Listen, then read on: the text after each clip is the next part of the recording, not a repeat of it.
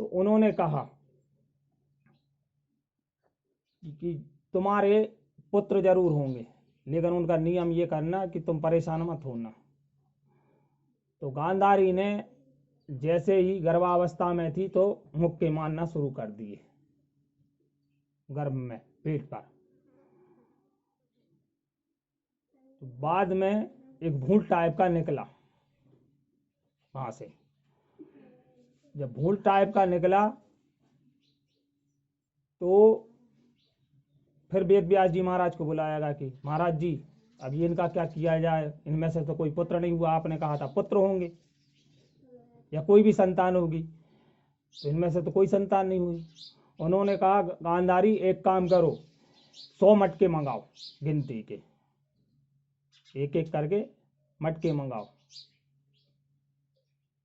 और उन 100 में जो पिंड हैं भूण के उन्हें डालना, और 1 साल तक देखना नहीं, पूरे 1 साल तक। उन्होंने कहा ठीक है, आपने जैसा बताया हम वैसा करेंगे, क्योंकि वेद व्यास जी महाराज यानी गुरु की आज्ञा। उन्होंने कहा ठीक है। तो एक एक करके सब भूण के पिंड डाल दिए गए। 1 साल बाद उनमें से नवजात शिशु, छोटे छोटे शिशु, जिसमें सबसे पहले जब हुए उनमें अंश आया, तभी उसी समय काली छाया पड़ गई, हवाएं चलने लगी, सियार आदि, जो कहते नहीं है कि सियार की आवाज आती है, कुत्ते आदि की आवाज आती है तो कुछ ना कुछ बुरा अनित होता है, तो उस समय अनित होने लगा। जो पिंडों को देखा गया तो पहले में धृष्टराज, दुर्शासन, फिर धीरे धीरे करके 100 पुत्र उसमें शिशु बनकर हो गए। उनका नामाकरण हुआ। नामाकरण हुआ कैसे ही, तो इसका कारण क्या हुआ कि ये 100 हुए धृष्टराज के। धृष्टराज के 100 इसलिए हुए कि गांधारी ने पूर्व जन्म में चिंटियों के, जो चिंटी आदि रहती थी, उन अंडों को फोड़ा था। फोड़ने के कारण उनकी मृत्यु होने के कारण ही इनको श्राप मिला था। गांधारी को ऐसे नहीं हुए कि 100 कैसे हो गए। आज तक के उसमें जैसे द्वापर भी निकल गया, त्रेता भी निकल गया, और ये कलयुग चल रहा है। आज तक किसी के 100 पुत्र सुने, लेकिन गांधारी के 100 पुत्र थे। तो इन कारणों से वो दुर्योधन, दुर्शासन और जो बाकी अगर गिनती गिने तो कथाएं उतनी नहीं हो पाए, इसलिए एक एक करके उनके पुत्रों के नाम वेद व्यास जी महाराज ने रखे। वेद व्यास जी महाराज ने रखे तो अब यहाँ पर कुंती माता ने, कुंती के भी कोई पुत्र नहीं हुआ, उन्होंने भी भगवान से मांगे। तो पहले सूर्य नारायण से विवाह के पहले करण हुए, विवाह के बाद हुए कौन? युधिष्ठिर, युधिष्ठिर, भीम और अर्जुन, देवताओं द्वारा, ठीक है, वरदान मांगती थी और मिल जाते थे। फिर छोटी रानी के 2 पुत्र हुए, नकुल और सहदेव। वहीं से महाभारत प्रारंभ की कथा शुरू हो गई। फिर राज्य पर ये पूरी भागवत जी है, ये उसी का आधार है। तो एक बार कृष्ण जी आए, कुंती की कथा आती है इसमें। ये तो हो गए उनकी वंशावली और जो जन्मे। अब एक बार आए कृष्ण जी, तो कृष्ण जी ने पूछा कि माता कुंती से, तो माता कुंती को बुआ जी कहते थे, कृष्ण की बुआ लगती थी। तो उन्होंने पूछा, बुआ जी मैंने सबको सब कुछ दिया है और तुम्हें कुछ नहीं दिया है, तुम भी तो कुछ मांगो। तो कृष्ण जी से बुआ कहती हैं कि लल्ला हमें कुछ नहीं चाहिए, हमें अगर तुम्हें देने हैं जीवन में तो सिर्फ दुख देना। दुख कोई मांगता है? भगवान से मांगने हमेशा क्या जाता है? धन मिल जाए, दौलत मिल जाए, संपत्ति मिल जाए, सब सुखी रहें। लेकिन एक सिर्फ अपने जीवन काल में कुंती माता थी कि दुख मांगा सिर्फ। और दुख क्यों मांगा? दुख का कारण है। उन्होंने, कुंती माता ने यही कहा कि मैं दुख इसलिए मांग रही हूँ कि प्रभु भले तुम मुझे बुआ कहते हो, एक रिश्ता है, ये रिश्ता यहीं तक है, क्योंकि जो रिश्ते बनाए गए हैं यहीं तक सीमित रहते हैं, इसके बाद कोई रिश्ते नहीं होते। उन्होंने, कुंती माता बोल रही हैं, ये रिश्ते यहीं तक है, ये मेरा बेटा है, ये मेरी माँ है, ये मेरा भाई है, ये मेरा भतीजा है, ये यहीं तक के रिश्ते हैं। मरघट में पहुंच गए, जब जलने लगे तो वहां पर आखिरी विदाई हो जाता है, वो ही है सत्य। फिर इसके बाद कोई रिश्ता नहीं रहता। इसलिए उन्होंने वही तो कहा कुंती माता ने, मुझे दुख देना, क्योंकि दुख दोगे तो मैं आपका स्मरण करूंगी सच्चे मन से, और अगर सुख मिल गए तो मैं उस माया में भटकूंगी कि अब ये धन संपत्ति बढ़ जाए, ये चीजें बढ़ जाए, तो उन्होंने दुख मांगे। तो एक ऐसी थी कुंती माता। इसलिए कुंती माता का बताया गया कि भक्ति की सब रूप माया माया थी, बहुत हुई है, मीरा हुई और भी हुए, लेकिन कुंती बराबर कोई भक्तन नहीं हुई। तो कुंती माता ने सिर्फ दुख मांगा। बोलो राधा कृष्ण भगवान की। तभी जाके फिर कृष्ण जी मेल आए तो विदुर जी महाराज, दुर्योधन ने एक बार बुलाया कि कृष्ण जी को कि आप आओ हमारे घर, तो उन्होंने कहा ठीक है आते हैं। तो दुर्योधन ने मेवे पकवान मिठाइयाँ सब उनके लिए, विदुर जी महाराज के कृष्ण जी के लिए 56 प्रकार के भोग रखे, लेकिन उन्होंने उनको आश्वाकार कर दिया। भगवान होते हैं सिर्फ प्रेम के भूखे, प्रेम और स्नेह। प्रेम भूखे भगवान अकेले नहीं होते। हम और आप इस संसार में जो भी व्यक्ति है, अगर हम पशु पक्षी से भी प्रेम करते हैं और अगर उसको हम रोटी और दुलारते हैं तो वो भी हमारे क्या हो जाता है, स्नेह के भाव में हो जाता है। क्रोध में कोई नहीं होता, गुस्से में कोई नहीं होता। क्रोध में अगर किसी से बात करोगे तो कहे कि ये बुरे हैं, तो स्नेह भाव में ही भगवान बंधते हैं, क्योंकि भगवान की डोर ऐसी है। तो एक बार जब आए कृष्ण जी दुर्योधन के पास, तो उनके मेवे पकवान को त्यागा और विदुर जी के घर गए। तो विदुर जी इंतजार कर रहे थे कि वासुदेव आए हस्तिनापुर तो कम से कम हमारे घर आएंगे। तो विदुर और विदुर जी की पत्नी वहाँ पर बैठी इंतजार कर रही कुटिया में। कृष्ण जी गए तो पहले आदर सत्कार होता है, तो आदर सत्कार किया विदुर जी महाराज ने।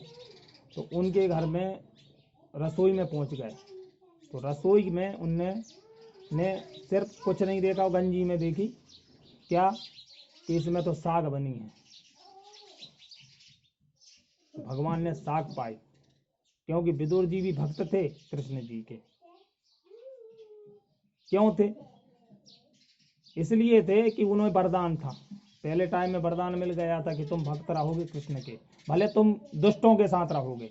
हस्तिनापुर में सबसे ज्यादा दुष्ट लोग रहे, दुर्योधन दुर्शासन के बाद भी अगर जोड़ा जाए तो धृष्टराज को आप सत्यवादी नहीं कह सकते हैं, क्योंकि उसमें महाभारत में आया है, वेद पुराण यही बोल रहा है कि इनके कारण ही ये पूरी महाभारत हुई। और कारण ये था महाभारत का कि दुर्योधन का पूरा श्रापित के कारण दुर्योधन ने ये विध्वंस किया। और दूसरा कारण यहां भी आता है कि पांचाली द्रौपदी को 5 पतियों की कहा गया है, क्योंकि उसके वरदान से शिव जी के एक समय शिव जी की तपस्या कर रही थी तो 5 बार मांगा था, पति पति पति पति 5 बार मांगा था। वरदान में वही 5 पति मिले थे। अर्जुन ने तो हरण किया था और माता ने कह दिया था कि भिक्षा में जो भी लाए बांट लो। तो भिक्षा में ये नहीं देखा गया कि यहाँ द्रौपदी आई है, उन्होंने कहा बांट लो। अब माता की आज्ञा को कोई हटा नहीं सकता, पालन करना था उस समय। तो जिस श्राप के कारण हुई है पांचाली, और कोई कारण नहीं है। श्रापित ना होती तो ये 5 पतियों की पत्नी बनती नहीं बनती। तो एक बार द्रौपदी इंद्रप्रस्थ में अपने राजमहल में खड़ी थी। वहां से दुर्योधन निकले तो दुर्योधन ने देख के इन्हें हंस दिया। अब हंसने का तात्पर्य क्या क्या कहा गया है, उसकी महत्व बताते हैं। हंसने का कारण ये है कि कभी जब विवाह आदि होता है तो वहां दिए जाते हैं 7 और 5 वचन। 7 और 5 कितने हो गए? 12। तो वहां एक वचन जरूर दिया जाता है, वो बहुत समझा के दिया जाता है। अगर ब्राह्मण बोलता है तो एक वचन बहुत नियम से देता है कि पर पुरुष से मुंह नहीं लगना और बड़े बुजुर्ग छोटों पर कभी हंसना नहीं। क्यों बोला गया है? बहुत महत्वता दी गई है। अगर विवाह आदि संबंध होता है तो संबंध में ये क्यों कहा जाता है 7-5 वचन में? एक वचन है ये कि बड़ों का आदर सम्मान करना, पर पुरुष की तरफ देखना नहीं और कभी हंसना नहीं। हंसने का कारण यही था कि द्रौपदी हंसी दुर्योधन ने देख के, वो गिर रहा था, कुछ हो रहा था, लेकिन हंसने के कारण उसने वो अहंकार धीरे धीरे भरता गया। उसके मन में ज्वाला होती है अग्नि के समान, तो अग्नि जैसे ही हो गई तो उसने कहा अब क्या किया जाए, इसका बदला तो लूंगा। वो बदले के कारण ही वहां पर पांचाली ने हंस दिया, क्योंकि ये कृष्ण जी की माया थी। क्योंकि महाभारत नहीं होता तो इतने कौरव और जो सेनाएं थी उनका विध्वंस कैसे होता, क्योंकि बढ़ोतरी होती। तो उन्होंने वहीं पे कह दिया कि अहंकार व्यक्ति को नहीं आना चाहिए। अहंकार में क्या होता है, कहीं ना कहीं अपना भी मित्र होता है, अपने वाले होते हैं, घर परिवार में भी लोग होते हैं। कभी कभी कोई ऐसी बात कह देते तो अहंकार आ जाता है, जी क्यों बोल गया। तो यही भागवत बता रही, कोई भागवत अलग से नहीं है, उन्होंने यही बताया है, मर्यादाएं। भागवत यही सिखा रही है, मर्यादाएं। तो उसके कारण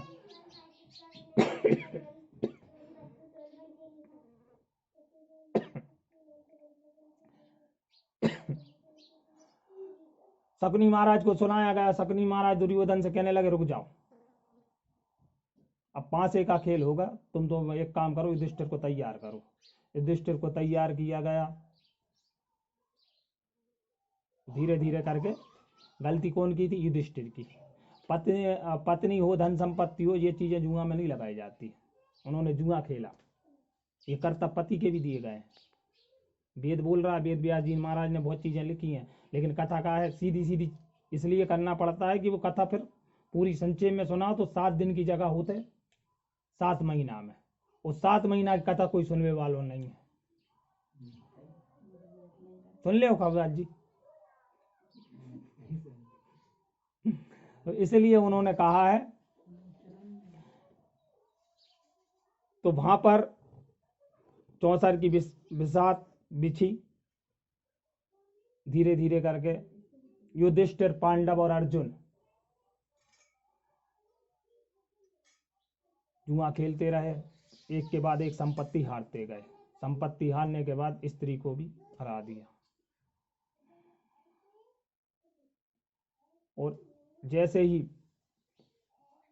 पांचाली को पता चला, द्रौपदी को पता चला, तो उसने कहा कि अब ये तो गलत हो गया है, अब जो कुछ हुआ ठीक है। लेकिन फिर भी उसका विरोध किया उसने कि यहाँ सब गूंगे बने बैठे हैं। धृतराज से कहा, भीष्म पितामह से कहा, द्रोणाचार्य से कहा, और भी जितने लोग थे मंत्रिमंडल में उन सबसे कहा, कोई ने नहीं सुनी। धीरे धीरे करके कृष्ण भगवान ने रक्षा करी। जब चीरहरण हो रहा था तो उसकी भक्ति इसलिए थी द्रौपदी की कि कृष्ण भगवान को वो अपना सखा मानती थी। सखा यानी मित्र, रिश्ते में भाई था लेकिन सखा मित्र था। हर बात कृष्ण से कहती थी द्रौपदी, ऐसा नहीं कोई बात छुपाती थी। उस पर इतनी आपदा विपता पड़ी, शादी विवाह आदि हुए, तब भी वन में भी गई तो वो कृष्ण को ही भजती थी। तो कृष्ण हमेशा भाई की तरह मदद करते थे। भगवान की तरह अलग थे लेकिन एक भाई के रूप में, क्योंकि एक धागा बांधने की वजह के कारण, क्योंकि एक बार चोट लग गई थी कृष्ण जी को, तो उसने धागा अपनी साड़ी का पल्लू बांधा था। उस कर्ज को उन्होंने चीरहरण में पूर्ण कर दिया, तो वहां रक्षा करी द्रौपदी की। तो ऐसे करके कथाएं कही गई हैं। ये कथाएं हमें ये सिखाती हैं कि कभी हमारे जीवन में, भागवत हमें ये सिखा रही है और कुछ नहीं है। कथा हमने इतनी बोल दी, तो कथा का तात्पर्य ये है कि हमें जीवन में कभी अहंकार नहीं करना चाहिए। जीवन में ना तो धन का, ना तो जमीन का, ना जायदाद का, ना अपने तन का, कि हम इतने अच्छे हैं, इतने बुद्धिमान हैं, इतने ज्ञानवान हैं। हमसे ज़्यादा हो, और दूसरा भी हो सकता है ज्ञानवान, बुद्धिमान हो सकता है। संसार में बहुत लोग हैं और हम अपने आप में कहते हैं कि हम ही ज्ञानवान हैं। नहीं, हमसे भी श्रेष्ठ है कोई। तो ये कथा यही सिखाती है। और दुर्योधन ने एक बात कह दी थी कि मैं नोक नहीं दूंगा। नोक का मतलब होता है कि मैं जमीन को एक इतनी सी इंच नहीं दूंगा। तो जमीनों और जायदाद और इन चीज़ों पर ज़्यादा लड़ाई झगड़े होते हैं। जमीन कोई नहीं ले जाए, भवन भूमि कोई नहीं ले जाए, सब जहीं को जहीं धरो रह जाते, प्रॉपर्टी सब रह जाते हैं। अपन किन के लाने कराते हैं लड़ाई झगड़ा? अपनी संतानों के लाने। अब संतान अगर अच्छी निकल गई तो ठीक है, और अगर बुरी निकल गई तो वह बेच के खा ले। अब तुमने कौन के लाने जोड़ी? तो ऐसे ही तो दुर्योधन को हाल हुआ। जब बचे ही नहीं कोई तो अब कौन भोग रहा हो? वो हस्तिनापुर डलो। हस्तिनापुर का दूसरा नाम क्या है मालूम है? दिल्ली। इसलिए हस्तिनापुर जो दिल्ली है, वहां कोई राज सही सुख से नहीं कर पाता। 10 साल, 12 साल, 15 साल, बस ज्यादा से ज्यादा इतना ही राज करा थे। और जहां युद्ध हुआ था कुरुक्षेत्र, वो हरियाणा में पड़ता है।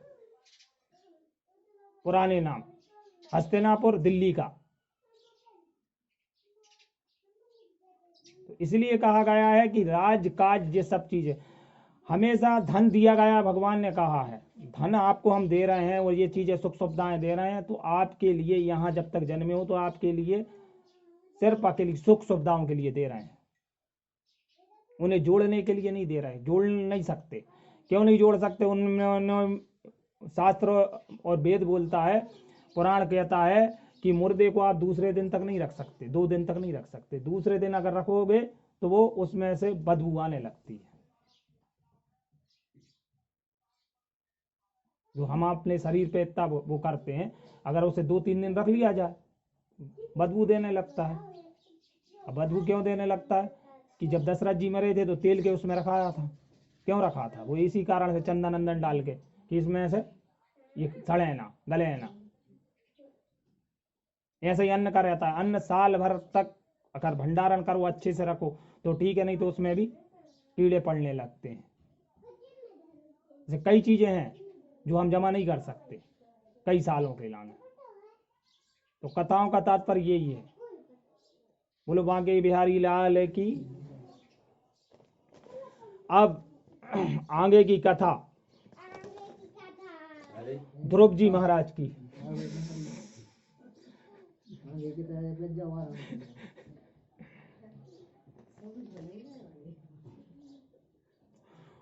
उतानपाद की 2 पत्नियां थी। उतानपाद की 2 पत्नियां थी। एक बड़ी का नाम था सुनीति और छोटी का था सुरुचि।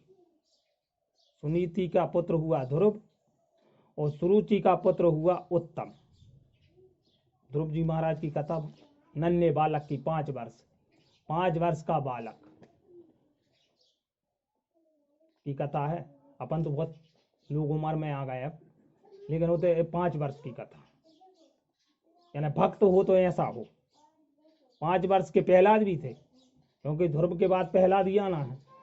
तो ध्रुव की कथा ऐसी आती है कि उतानपाद की 2 पत्नियां थी। तो बड़ी से इसने था नहीं राजा को, और ना पुत्र पे था इतना। छोटी जो सुरुचि नाम की थी, उतानपाद उनसे ज्यादा इसने प्रेम करते थे। एक बार की बात है कि राजा सिंहासन पर विराजमान थे। तो वहां जाकर ध्रुव जी महाराज पिता की गोद में बैठ गए।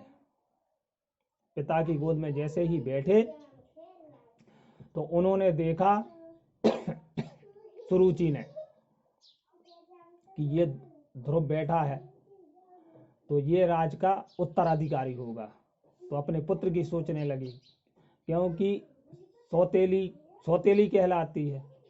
माँ की जो पुत्र होता है वो ज़्यादा लाडला होता है। तो उन्होंने कहा ठीक है, क्या किया जाए। जैसे ही सुनीति के पुत्र को ध्रुव जी महाराज को जैसे ही गोद से नीचे उतारा तो सुरुचि कह रही हैं उतानपाद से कि ये पुत्र नहीं बैठेगा, हमारा पुत्र उत्तम ही बैठेगा आपकी गोद में, और यही आने वाले समय का राज अधिकारी होगा। अब ध्रुव जी महाराज छोटे बच्चे हैं, छोटे बच्चों में कुछ भी समझा दो तो उन्हें क्या आता है, रोना गाना। वो रोते रोते अपनी माँ के पास गए, सुनीति के पास। तो माँ समझाती है बेटा कोई नहीं है तुम्हारा इस जगत में, सिर्फ अपने तो भगवान नारायण हैं, पर ब्रह्म परमेश्वर हैं, उन्हीं की हमें हम और आप दोनों जने हैं। उन्होंने कहा ठीक है माँ। तो ऐसे करके गोद से हटा दिया गया और सुनीति के पास पहुंचे तो वहां पर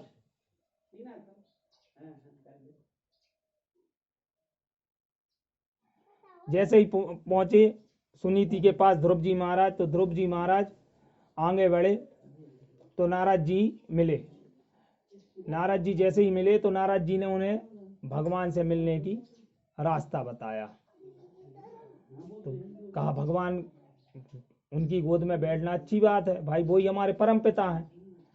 तो जंगल की ओर तपस्या करने चले गए। जंगल में 5 वर्ष का बालक रोता गाता चला गया, लेकिन लगन भगवान की ईश्वर की थी। तो लगन लगने के कारण धीरे धीरे करके जाके एक पेड़ की छाया में विराजमान हो गए। वहां पर बैठी बैठी माँ लक्ष्मी देख रही, विष्णु भगवान की पत्नी लक्ष्मी माता देख रही कि छोटा सा बालक है, अबोध बालक है, और अबोध बालक के लिए भूख भी लगती है, प्यास भी लगती है। तो उन्होंने जैसा ही देखा अबोध बालक को, तो लक्ष्मी माता ने उनके लिए फल आदि ले गए, फल आदि ले जाके ध्रुव जी महाराज को खिलाए। तो धीरे धीरे करके प्रतिदिन नित्य उनको ध्रुव जी महाराज को फल दे आती। नारद जी देख रहे थे, नारद जी को क्या है अपनी माया रचना था। तो नारद जी कहने लगे कि ऐसे व्रत नहीं होगा, और ना ये कह रहे कि ये लक्ष्मी है, ये कह रहे कोई भी तुमको फल ये दे रहा है, आदि दे रहा है, भोजन आदि दे रहा है, इसको नहीं पाना है। अब तुम्हें बिगर भोजन के और बिगर जल के ही तपस्या करना पड़ेगा। छोटे बालक से कुछ भी अगर शिक्षा दे दे, शिक्षा का अर्थ ये होता है कि हम बालक को अपने घर से आचार और विचार मिलते हैं। आप जैसी शिक्षा दोगे बालक बालिका को, क्योंकि नींव होती है छोटी सी नींव की तरह, अगर मकान की नींव नीचे से अगर मजबूत होगी तो अपने आप छत और महल अच्छे से बन जाएंगे। ऐसे ही बालक होता है, अगर बालक को संस्कार दिए गए हैं घर में, तो वो बड़ा होकर धीरे धीरे धीरे करके उन्हीं संस्कारों पे चलने लगा कि हमारे माँ बाप ये करते थे। जैसे किसी के भी माताजी पिताजी होते अगर मंदिर नित्य जाते हैं तो वो बालक भी पीछे धीरे धीरे जाता है। अगर वो अगरबत्ती से आरती करते हैं तो वो भी करने लगता है, जल चढ़ाते हैं तो वो भी देखता है। तो जैसे ही आचार विचार अपने माता पिता के देखता है बच्चा, वो धीरे धीरे करके वैसे ही उसी सांचे में ढलने लगता है। यही ध्रुव जी महाराज के साथ हुआ। ध्रुव जी महाराज की कथा ऐसे नहीं है, ये गान के लिए है। तो ध्रुव जी महाराज को जैसे ही नारद जी ने समझाया, उन्होंने कहा ठीक है, आप कह रहे हाथ से हमने त्याग दिया। उन्होंने सब चीज त्याग दिया। कई वर्षों तक उन्होंने तपस्या करी। तपस्या करने के बाद ध्रुव जी महाराज को भगवान विष्णु खुद स्वयं प्रकट हुए। प्रकट होकर उनको गोदी में बिठाला गया और वरदान दिया। वरदान क्या दिया कि आज के बाद तुम अमर हो, अमर पद, और तुम हमेशा दिखोगे। तो उत्तर दिशा में इसके बाद तो उनको राजा अभिषेक हुआ, राज मिल गया। पिता उतानपाद को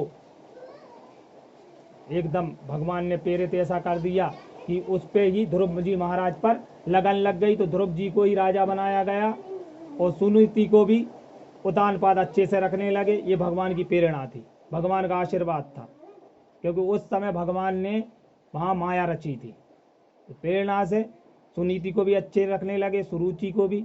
सुरुचि ने फिर बुरा नहीं माना, क्योंकि भगवान की प्रेरणा के कारण सुरुचि की बुद्धि भ्रमित हो गई थी। ध्रुव जी महाराज ने कई वर्षों तक राज किया। कई वर्षों के राज करने के बाद उनको उत्तर दिशा में अमर पदवी की प्राप्ति हुई। अमर पदवी प्राप्ति क्यों हुई है? ध्रुव को महत्व कहाँ माना जाता है? जब विवाह आदि होता है, विवाह आदि संबंध होता है और खबाज जी महाराज चलते हैं, तो वो ध्रुव कहते हैं कि भैया वर और कन्या को जब विवाह आदि सब संपन्न हो जाता है, 7-5 वचन हो जाते, फेरे आदि हो जाते हैं, फेरे के बाद खबाज जी से कही जाता है कि इन्हें ध्रुव तारा दिखा दो। तो आजकल ध्रुव तारा देखने का टाइम रहे तो सुबह तक ब्रह्म मुहूर्त में, और आजकल विवाह हो रहे हैं 9 बजे तक, 10 बजे तक, वे ध्रुव तारा जब तक गायब हो जाते। तो आज भी अगर उत्तर दिशा में देखा जाए तो चमकते हैं ध्रुव जी महाराज। एक ही तारा है जो ध्रुव है, जिसको अमर पदवी प्राप्ति हुई है। बोलो राधा कृष्ण भगवान की। अब दूसरी कथा प्रहलाद जी महाराज की आती है।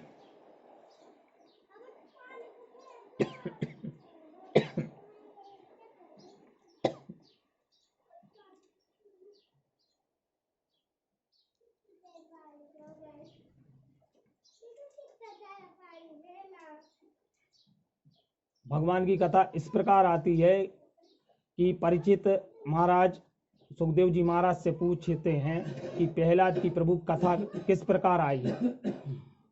तो सुखदेव जी महाराज कहते, परीक्षित सुनिए, जय और विजय 2 भगवान के पार्षद थे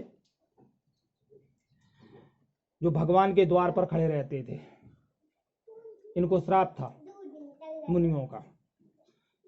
सनक और सनंदन, ये 4 जो भाई थे, उनका श्राप था कि तुम जाके 3 युग में राक्षस प्रवृत्ति में रहोगे और भगवान तुम्हारा उद्धार करेंगे। तो जय विजय को श्राप जैसे ही मिला तो ये बन गए दोनों हिरण्याक्ष और हिरण्याकश्यप। हिरण्याकश्यप को 12 रूप में भगवान ने मारा, तो उनका भगवान का एक अवतार हुआ 12, और दूसरा अवतार में भगवान नरसिंह रूप में बने। लेकिन हिरण्याकश्यप की कथा इसलिए कही गई है कि प्रहलाद जी की कथा का, क्योंकि महापरम भक्त थे प्रहलाद जी महाराज। तो हिरण्याकश्यप को पता चला, हिरण्याकश्यप तपस्या में चले गए। तपस्या करते करते कई वर्ष बीत गए तो इंद्र ने पूरा राज पर शासन कर लिया। राज पर शासन कर लिया जैसे ही, तो जो उनकी पत्नी थी हिरण्याकश्यप की, कयादु, जिसका नाम था कयादु, तो गर्भावस्था में इंद्र उनको ले जाने लगा। तो वहां पर नारद जी महाराज आए, उन्होंने कहा गर्भावस्था में स्त्री को छुआ